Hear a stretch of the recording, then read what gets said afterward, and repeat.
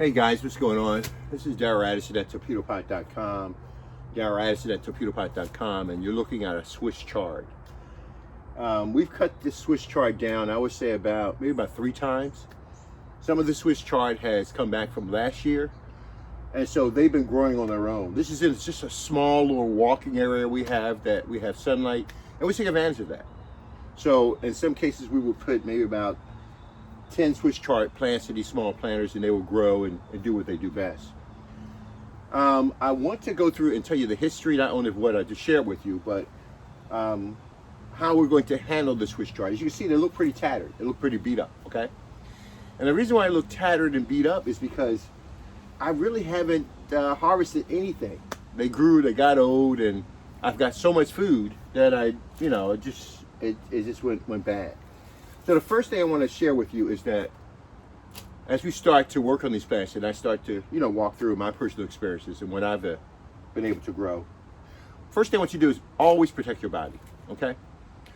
I do running, I go jogging, I love running, but one thing I do know, that the cement and my knees don't work well together, especially when I'm excited. I drop down and my knees hit it. Number one, always please protect yourself first. Safety is the #1 priority when it comes to gardening. People don't realize that a lot of injuries happen because of gardening, and that's why we have the torpedo pot. Going out and digging those trenches and those big holes and laying down all that water and spraying every day, some of that stuff you look at it as work. You think godliness is next to our ability to work. Your work is close to godliness. But in actuality, godliness is using your mind and your thoughts and your brain to figure out ways to make life more enjoyable, to make life more palatable, so that you can experience the things and the gifts that are around you. So always protect yourself first. That is your #1 priority. With that being said, I've got to clean these planters out, and you guys are here with me to do it now.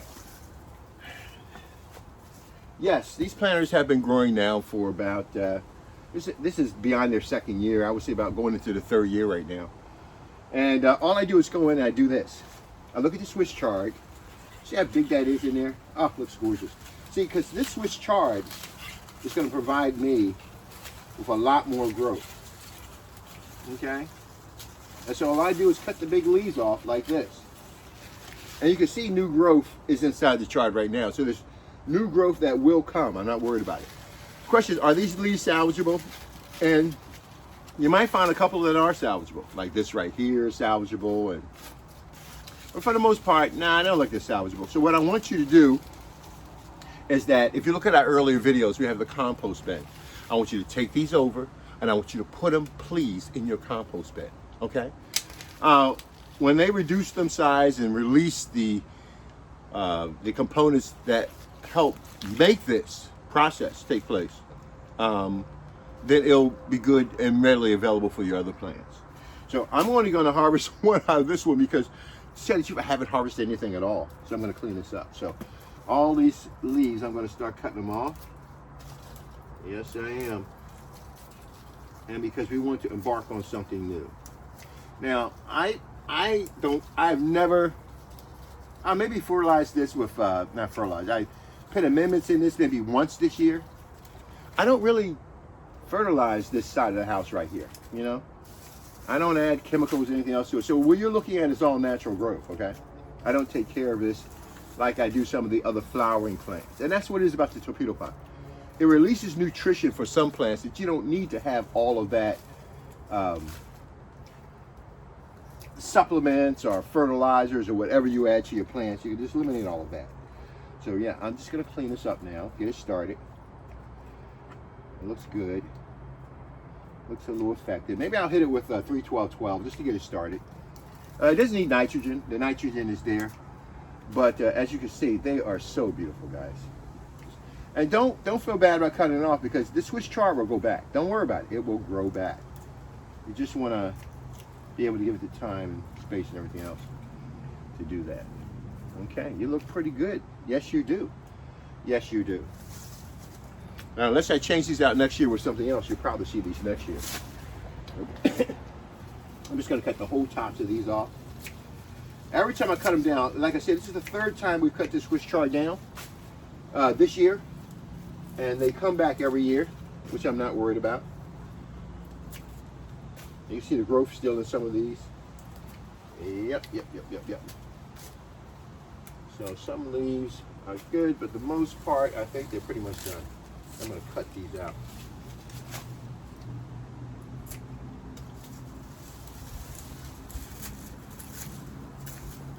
Yep, there you go. There you go. There you go. Perfect. Cut this stuff out of here, clean it up. I like to put little peat moss or bark on top of the planters to prevent evaporation. So it's a good idea for those in hotter climates.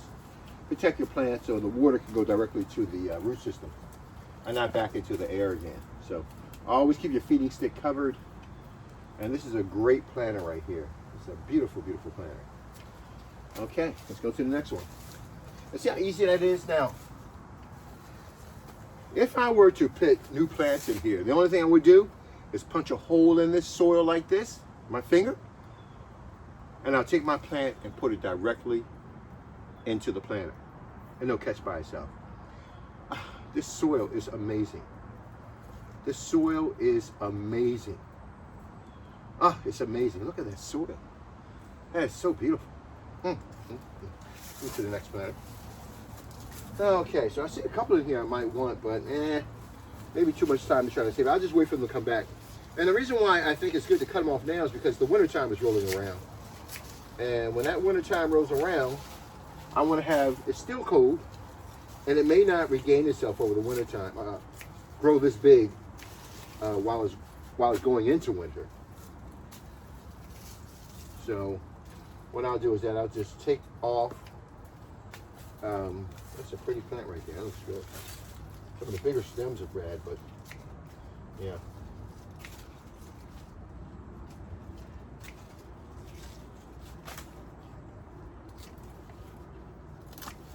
I love eating the stalks. The stalks are great. As a matter of fact, I came out this morning to get some stalks from some of the other Swiss chard because I love the crunchiness. And it's delicious. I eat it. When I want a nutritious meal, a great fix, health fix, that's when I grab these plants and I just maul down on them. Just have a great time. Okay. How much of these do I want to cut out? I'm not sure. I think some of these are still good. I'm going to get this thing going. Clean our plants out. As you can see, this is out of the pots that you saw, these 3 pots, this is the first weed. And so now I've just deweeded for my, for the 6 months it has been, the season has started. I finally start to weed, which is really cool. So I don't really come back here and weed much. I just let these things grow. I have the space. I don't have to tend to it. Here's another weed right here. We're just gonna grab it from its inception, pull it right out, and that's it right there. That's my weed. It's gone.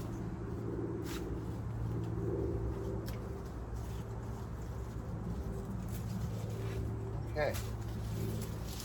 Decongest the pot, clean it up, get it some air. Plants love air. That carbon they're getting is amazing, causes them to grow, get their mass. Looks pretty good. I like the way this looks. The soil looks great. Not only that, but when you have plants that are fighting for air, fighting for carbon, you want to be able to clean them up so that they can truly fight and survive. Clean them up, make them look good, clean them out. So I think that's about it. So I want you to see what you can do with your Swiss chard and how you can get it to grow. I hope I didn't pull the plant out. I think I might have pulled the plant out right there. Okay. Darral at torpedopot.com, and as you can see, there is a change. I might just cut all these down. Hate it, but I'll leave some growing. Might want some later on when it starts growing back quickly. Yeah.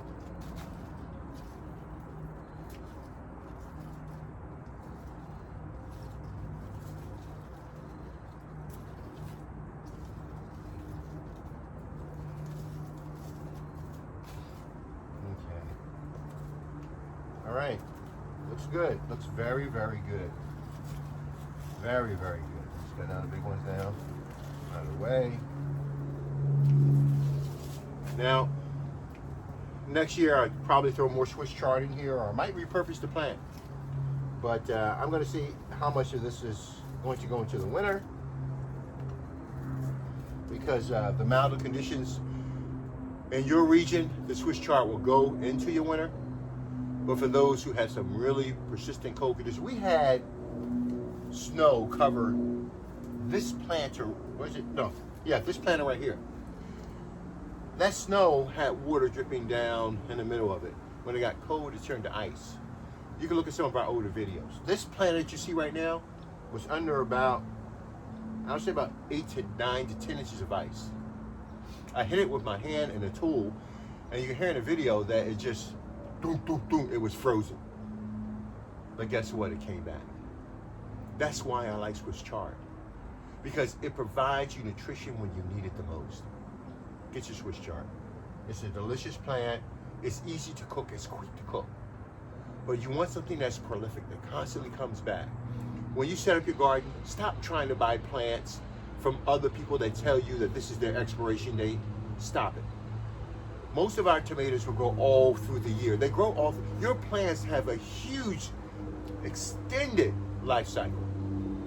Not like you see on the farms that are harvested every 90 days and 60 days and 30 days. Your plants can last for at least 9, 8 months throughout the year. Some 10, 12 months as the Swiss chard throughout the year. You might not be able to eat from them, but their metabolism is still slowed down tremendously, but it's still producing the nutrients that that plant likes. And that's why I like the isolation of the torpedo pot, because it insulates your plants from when that ground hardens up and that first 12 inches start to harden up, it gets really bad. But we're able to survive with the torpedo pot. Okay, Darral Addison, torpedopot.com. Darral Addison at torpedopot.com. And I might go to my nursery, and I got some kale from my nursery last week. I might just throw it in here, you know, because kale will go into the wintertime also. So I'll create that mix and see what happens. Thank you for your time, guys. Darral Addison, torpedopot.com. If you haven't, you need to subscribe to the channel. Not because I'm trying to grow some type of, well, I guess we all want a following, but not that I'm trying to grow a following. We have a product that we're trying to share with the world, and we believe that this can help a lot of people. Help us. Thank you, guys. Talk to you later. Bye-bye.